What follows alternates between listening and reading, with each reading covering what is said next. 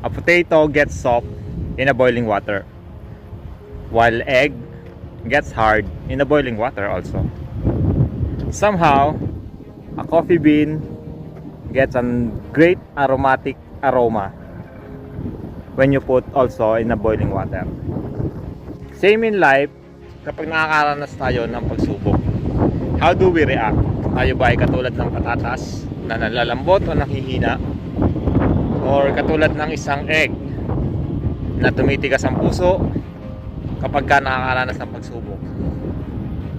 Or katulad na isang kape na mas lalong nagiging mabuti at iniisip na mas maging matatag to become a better, wiser, and stronger people pagkatapos ng pagsubok. The hardship is just a tool to reveal our character. So, okay lang naman yung malungkot sa simula, mahina, pero kapag hanggang ngayon ay nandiyan ka pa rin sa sitwasyon na yan, sa ganyang pakiramdam, it's not normal. You need to change, you need to build your character, and tandaan mo lang na it's always have a better reason kaya nangyayari ang mga bagay na yan. So, ganun lang.